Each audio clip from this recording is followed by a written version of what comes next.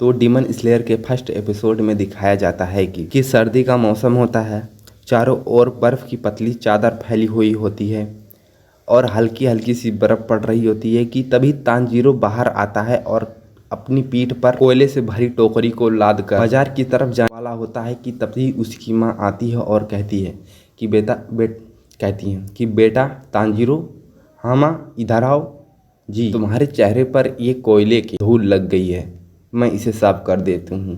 ठीक है कि तभी तानजीरो के छोटे भाई बहन वहाँ पर आ जाते हैं और अपने भाई से कहने लगते हैं कि भैया मैं भी बाजार चलूँगी आपके साथ कोयला बेचने के लिए। तानजीरो उन्हें कहता है कि तुम नहीं जा पाओगी क्योंकि बाहर बर्फ़ बहुत ज़्यादा पड़ी हुई है, उनमें चलने में तुम्हें तकलीफ़ होगी, तुम घर में रहो, मैं तुम्हारे लिए बाजार से मिठाइयाँ लेकर आऊँगा। तानजीरो अपने छोटे भाई से कहता है कि टाकियो, आज तुम ढेर सारी लकड़ियाँ काट के रखना। टाकियो, जी भैया, वैसे भी मैं लकड़ियाँ काटने जा रहा था।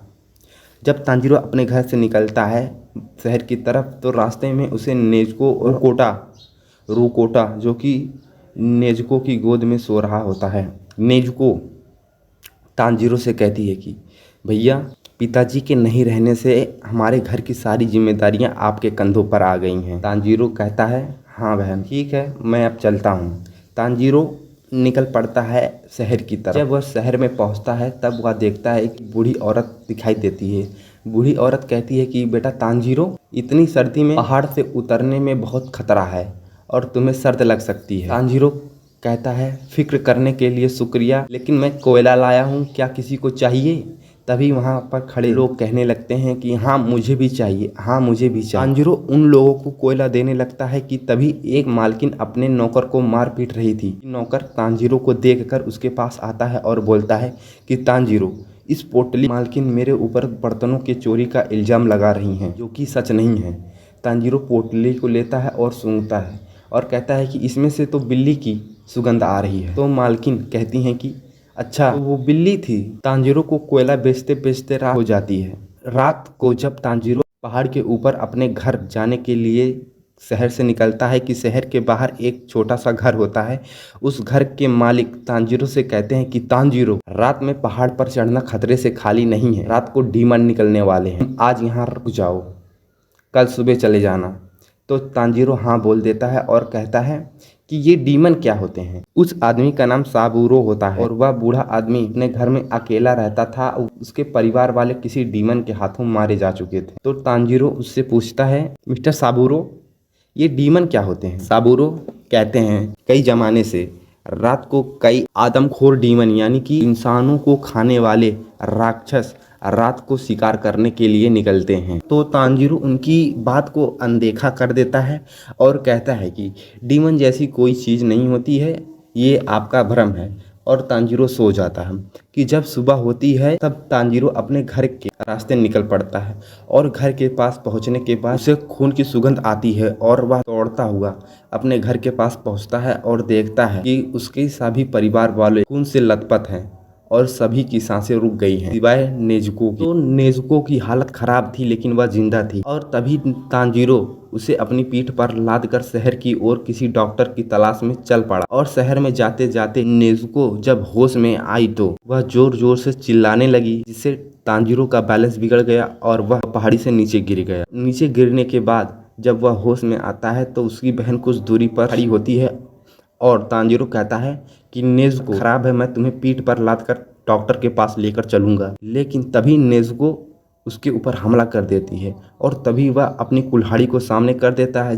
तो तभी उस बूढ़े आदमी साबूरो की बात याद आती है कि रात को डीमन निकलते हैं। तब उसे पता चलता है कि यह सब डीमन ने किया और मेरी बहन भी किसी प्रकार डीमन बन गई। तानजीरो कहता है कि नेज़ुको होश में आओ, होश में आओ, मैं तुम्हारा बड़ा भाई तानजीरो हूँ। लेकिन नेज़ुको के ऊपर कुछ भी असर नहीं पड़ रहा। तभी एक आदमी हाथ में तलवार लेकर उन दोनों की तरफ आ रहा था और उसने नेज़ुको को मारने के लिए अपनी तलवार जैसे ही हवा में उठाई तभी तानजीरो ने अपनी पीठ आगे कर दी और उस आदमी ने अपनी तलवार को उसके बालों की तरफ मोड़ दिया और उसके बाल हवा में ही कट गए, जिससे तानजीरो की जान बच गई। और वह आदमी तानजीरो से पूछता है कि किस लिए बचाना चाहते हो तुम इस डीमन को? तो तानजीरो जवाब देता है कि ये मेरी छोटी बहन है। तो वह आदमी नेज़ुको को देखता है और कहता है कि अच्छा, ये है तुम्हारी छोटी बहन डीमन। तो वह आदमी एक ही छलाक में नेज़ुको को अपने कब्जे में ले लेता है। कहने लगता है कि मेरा काम है डीमंस को मारना, इसलिए मुझे तुम्हारी बहन को भी जान से मारना होगा। मेरी बहन ने किसी की जान नहीं ली,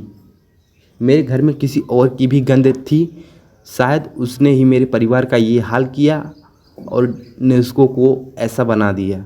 मुझे नहीं पता कि नेज़ुको ऐसे कैसे बदल गई। तुम्हारी बहन के खून में किसी डीमन का खून लग गया होगा, जिसके कारण वह डीमन में बदल गई। इससे पहले यह तुम पे हमला कर चुकी है और तुम्हें मारने वाली थी। अगर मैं सही समय पर नहीं आता तो तुम्हारी जान जा सकती थी। अगर मैंने इसे छोड़ दिया तो यह और इंसानों को मारेगी और उन्हें मारकर खा जाएगी। तांजीरो कहता है, नहीं, मैं इसे पहले जैसा बना दूंगा। ऐसा मुमकिन नहीं है बच्चे। अगर कोई आदमी डीमन बन गया, कोई भी डीमन बनने के बाद दोबारा पहले जैसा नहीं हो सकता। तांजीरो कहता है कि मैं कोई ना कोई रास्ता खोज लूँगा। मेरे परिवार के सभी लोग मारे गए सिवाय नेज़ुको के, इसे मुझे वापस कर दीजिए। और रोने लगता है।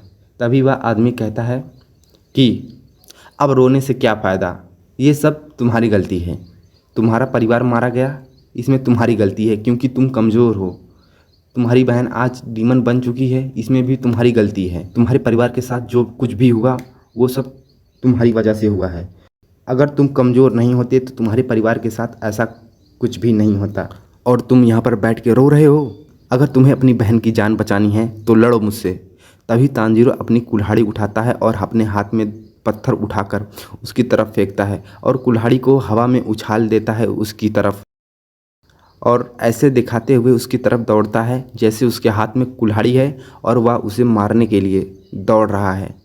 और तभी वह आदमी गुस्से से कहता है कि नासमझ, भावनाओं में बहकर किया गया वार किसी काम का नहीं है, और उसे अपने हाथों से मारकर बेहोश कर देता है। और तभी देखता है कि उसके हाथ में कुल्हाड़ी नहीं है। वह कुल्हाड़ी खोजने लगता है, उसके आसपास कुल्हाड़ी दिखाई नहीं दे रही थी कि तभी अचानक ऊपर की ओर से कुल्हाड़ी उसके सर के पास से गुजरकर एक पेड़ में जाकर लगती है, जिससे वह आदमी हैरान हो जाता है कि यह तो अभी बच्चा है, इसे लड़ने का अनुभव तो नहीं होना चाहिए, लेकिन अपनी बहन को बचाने के लिए इसने इतनी बढ़िया योजना बनाई, इससे मेरी जान भी जा सकती थी।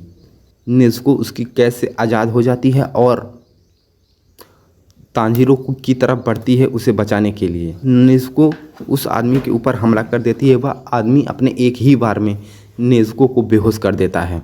और जब तांजीरो होश में आता है तो वह अपनी बहन को अपने पास पाता है और वह आदमी कहता है कि उठ गए तुम।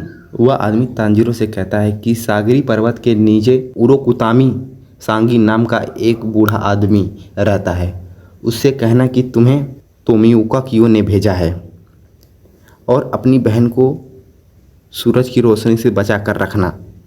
यह कह के वहाँ से चला जाता है। और तभी तांजीरो अपनी बहन को नेज़ुको को लेकर अपने घर के पास जाता है और अपने मरे हुए भाई बहन और माँ का अंतिम संस्कार करता है और अपने नए सफ़र पर चल पड़ता है।